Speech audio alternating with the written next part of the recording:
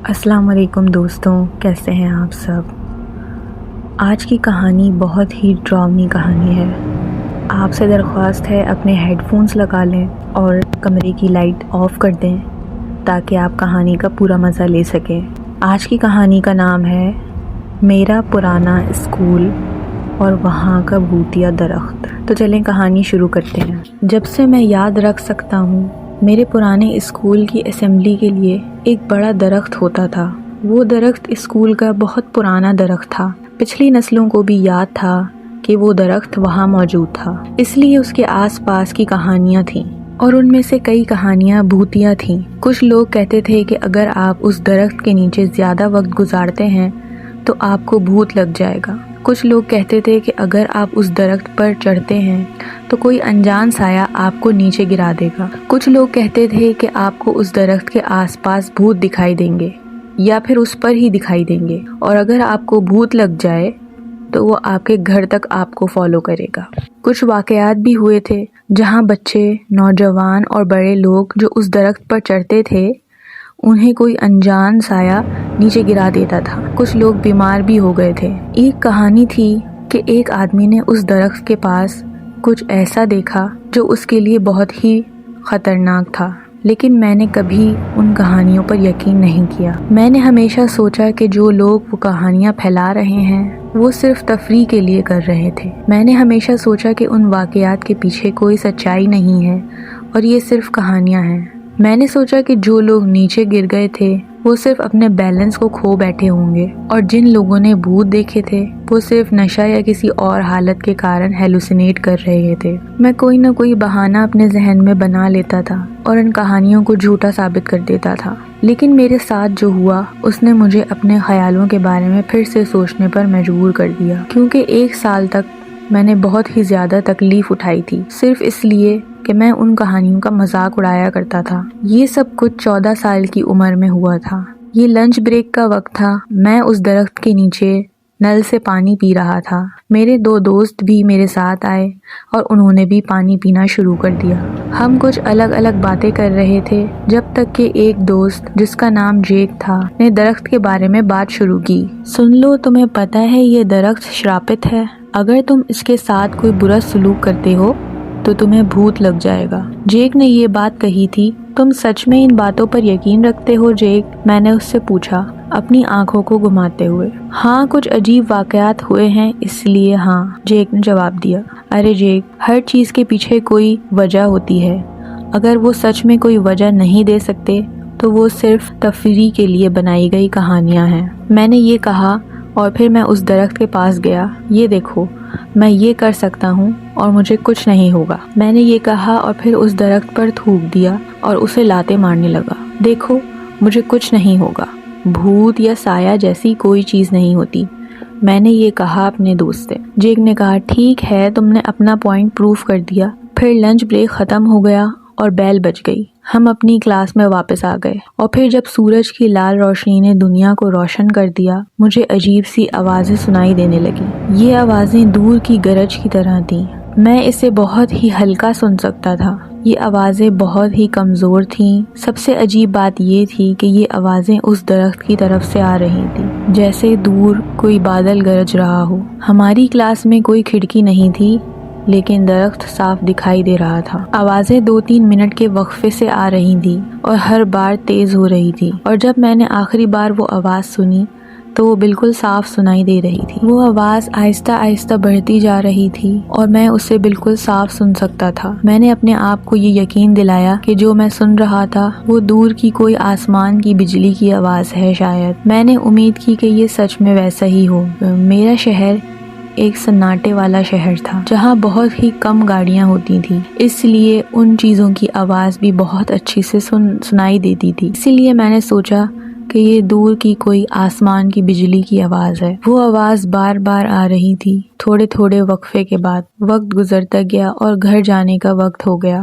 Extra classes ختم ہو گئی تھی اور رات کے 8 بج گئے تھے۔ میں اسکول کے میدان سے گزرنے سے ڈر رہا تھا جب تک کہ وہ آواز بار بار آ رہی تھی۔ جب ہم اپنا سامان پیک کر رہے تھے میں نے جیک سے پوچھا کہ کیا وہ یہ آواز سن سکتا ہے، جیسے کوئی آسمان کی بجلی کی آواز۔ نہیں، میں کچھ نہیں سن رہا، جیک نے مجھے جواب دیا۔ شاید وہ درخت تمہیں ہانٹنگ کر رہا ہے۔ میں نے سوچا کہ وہ پھر سے مجھے ڈرانے کے لیے ایسی باتیں کر رہا ہے، لیکن پھر میں نے جوئی سے پوچھا۔ نہیں، میں کچھ نہیں سن رہا، جوئی نے مجھے جواب دیا، اپنے چہرے پر حیران کی ایک نظر کے ساتھ۔ شاید یہ صرف تمہارا وہم ہے۔ میں نے کسی اور سے نہیں پوچھا، کیونکہ مجھے کنفرم ہو گیا تھا کہ جوئی کبھی جھوٹ نہیں بول سکتا، کیونکہ وہ اسکول کا سب سے ایماندار بچہ تھا اور صرف میں ہی وہ ایسا شخص ہوں جو دور کی بجلی کی آواز سن رہا تھا۔ جب میں نے اپنا سامان پیک کر لیا تو میں جلدی سے کلاس روم سے باہر نکل گیا۔ ہمیں صرف مین انٹرنس سے ہی اسکول سے باہر نکلنے کی اجازت تھی،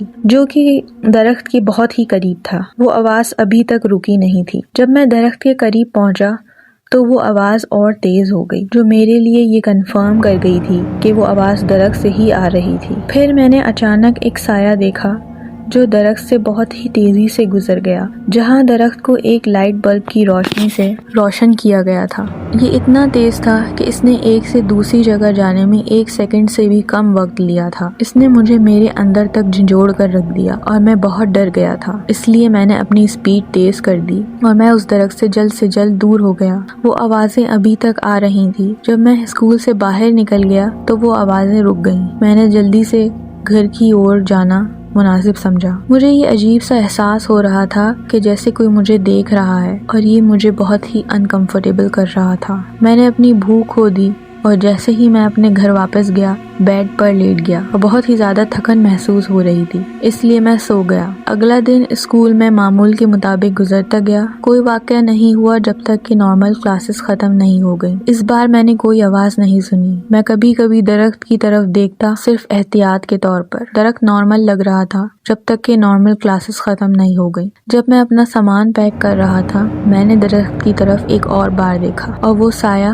مجھے دیکھ رہا تھا۔ میں اتنا حیران ہوا اور میرے ہاتھ سے میری کتابیں گر گئیں۔ میں نے درخت سے جلد نگاہ ہٹا لی اور واپس دیکھنے سے ڈرنے لگا۔ جیسے ہی میں نے اپنا سامان اٹھا کر پیک کیا، میں اسکول سے نکل گیا۔ یہ کچھ دنوں تک چلتا رہا اور یہ ایک عام بات ہو گئی تھی۔ اس وقت میں نے سوچا کہ شاید میری آنکھوں میں کچھ گڑبڑ ہے۔ جیک نے جو درخت کے بارے میں کہا تھا وہ میں نے بہت ہی زیادہ سر پہ سوار کر لیا ہے، اسی لیے مجھے وہ سایہ نظر آ رہا ہے۔ ایک اور دن جب میں اپنی سیٹ پر بیٹھا تھا اور اسکول کا کام کر رہا تھا، میں نے درخت سے آتی ڈھول کی آواز سنی۔ یہ اتنی تیز تھی کہ میں درخت کی طرف دیکھنے سے نہیں رک سکا تھا۔ جب میں نے دیکھا تو وہاں کچھ نہیں تھا، لیکن میں درخت سے آتی ہوئی ڈھول کی آواز سن سکتا تھا۔ میں نے درخت سے اپنی نظر ہٹائی اور کچھ سیکنڈ کے لیے وہاں دیکھنا بند کر دیا۔ اس کے بعد پھر جب میں نے درخت کی طرف دیکھا تو مجھے وہاں ایک سایہ نما چیز کھڑی نظر آئی۔ یہ انسانی سائے جیسی تھی، لیکن اس کی کوئی خاص فیچرز نہیں تھے۔ میں نے سمجھا کہ یہ کچھ عام بات نہیں ہے۔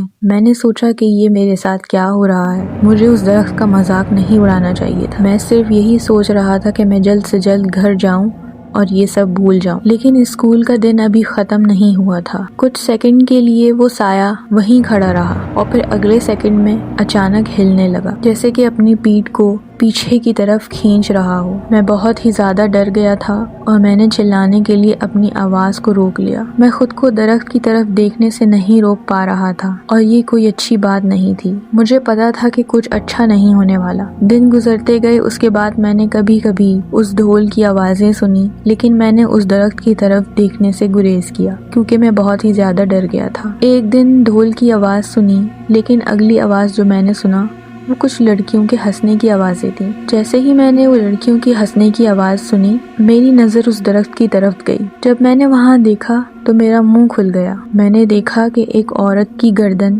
ایک لکڑی جیسی باڈی پر تھی۔ اس کی آنکھیں بالکل کالی تھیں اور وہ بڑا سا منہ کھول کر مسکرا رہی تھی۔ جیسے ہی میں نے یہ دیکھا، مجھے اپنے پیٹ میں الٹی کا احساس ہوا اور میں بیمار ہو گیا۔ جب مجھے ہوش آیا تو میں اپنے گھر پر تھا اور میری ماں میرے سامنے بیٹھی تھی، بہت فکر مند تھی۔ میں نے انہیں سب کچھ بتایا جو میرے ساتھ ہوا تھا۔ انہوں نے مجھے بتایا کہ سب کچھ ٹھیک ہو جائے گا اور وہ کچھ نہ کچھ کر لیں گی۔ اگلے دن میں اسکول گیا اور وہاں پھر اسے دیکھا، وہی سایہ جو میں نے پچھلے دن دیکھا تھا۔ جیسے ہی میں نے اسے دیکھا، مجھے پھر سے بیماری کا احساس ہوا۔ یہ روز کی بات ہو گئی۔ یہ اتنا برا ہو گیا کہ میں اسکول نہیں جا سکتا تھا۔ کچھ ہفتوں تک میں اسکول نہیں جا سکا۔ میں نے اپنی ماں کو بتایا کہ میرے ساتھ کیا ہوا تھا۔ اس نے مجھے بتایا کہ وہ کچھ نہ کچھ کریں گی لیکن کوئی کچھ نہیں کر سکتا تھا۔ جب میری حالت تھوڑی بہتر ہوئی تو ماں نے مجھے پھر سے اسکول بھیجا، یہ امید کرتے ہوئے کہ کچھ بدلاؤ آئے گا، لیکن وہی چیز پھر سے ہوئی اور یہ اس بار اور بھی بری تھی۔ اس بار میں نے دیکھا کہ کچھ سائے ہیں جو اپنے چہروں کو بگاڑ رہے ہیں اور ان کے پیر بکری جیسے ہیں اور وہ درخت کے نیچے ناچ رہی ہیں جیسے کہ پچھلے سائے نے کیا تھا۔ اس نے بھی مجھے بیمار کر دیا۔ اس بار میں نے اسکول جانے سے لمبا بریک لے لیا۔ شروعات کے کچھ دنوں تک سب کچھ نارمل تھا، بس تھوڑا سا بخار، لیکن کچھ دنوں بعد میں نے پھر سے اس سائے کو اپنے گھر کے الگ الگ حصوں میں دیکھنا شروع کر دیا۔ جب بھی میں اس سائے کو دیکھتا میں بیمار ہو جاتا، مجھے بخار ہو جاتا اور الٹیاں ہونے لگتی۔ ایک رات میں کتاب پڑھتے ہوئے سو گیا تھا اور میں نے اس سائے کے بارے میں ایک برا خواب دیکھا۔ جب میں نے اس سائے کو اپنے خواب میں دیکھا تو میں ڈر کے اٹھ کر بیٹھ گیا اور جیسے ہی میں نے اوپر دیکھا وہ میرے سر کے اوپر تھا۔ میں نے اپنے گلے میں ایک ہاتھ کو محسوس کیا۔ میں نے سانس لینے کی کوشش کی لیکن مجھے سانس نہیں آ رہا تھا، ایسا لگ رہا تھا کوئی میرا گلا دبا رہا ہو، اور میں پھر سے بیمار پڑ گیا اور بے ہوش ہو گیا۔ جب میں ہوش میں آیا تو میں اسکول کے پاس تھا اور رات کا وقت تھا۔ مجھے بہت ہی زیادہ ڈر لگ رہا تھا۔ میں جلد اپنے گھر کی طرف چلنے لگا، اپنے سر کو نیچے رکھتے ہوئے تاکہ میں اس سائے کو پھر سے نہ دیکھ سکوں۔ اگلے دن میری ماں نے میرے گلے پہ وہ نشان دیکھے جہاں اس ہاتھ نے مجھے پکڑا تھا۔ میں نے جب اسے پورا واقعہ بتایا تو انہوں نے فیصلہ کیا کہ مجھے ایک نئے اسکول میں ٹرانسفر کروا دیں گی اور ایک نئے شہر میں ہم چلے جائیں گے۔ نہ مجھے اس اسکول میں سکون آ رہا تھا اور نہ ہی اس شہر میں، اور جلدی ہی ہم وہاں سے شفٹ ہو گئے اور میں نے ایک نئے اسکول میں ایڈمیشن لے لیا، ایک نئے شہر میں۔ جیسے ہی میں وہاں گیا مجھے محسوس ہوا کہ میرے کندھوں پر سے ایک بڑا بوجھ اتر گیا ہے، اور اس کے بعد میں نے اس سائے کو کبھی نہیں دیکھا۔ 12 سال ہو گئے ہیں۔ آپ سوچ رہے ہوں گے کہ کیا میں اپنے پرانے شہر واپس جاتا ہوں؟ میں نہیں جاتا، کیونکہ ہر بار جب میں نے وہاں جانے کی کوشش کی تو میں نے اپنے گلے پر وہی ہاتھ محسوس کیا اور وہی سائے مجھے نظر آتے تھے۔ آخری بار جب میں اپنے پرانے شہر گیا تھا تو وہ 4 سال پہلے تھا، اور اس کے بعد میں نے فیصلہ کیا کہ میں وہاں کبھی نہیں جاؤں گا۔ تو دوستو، یہ تھی آج کی کہانی۔ اگر آپ کو کہانی پسند آئی تو ہمارے چینل کو سبسکرائب کریں اور اس ویڈیو کو لائک کریں۔ ہم ملتے ہیں آپ سے ایک نئی ویڈیو کے ساتھ، تب تک کے لیے اپنا خیال رکھیں۔ اللہ حافظ۔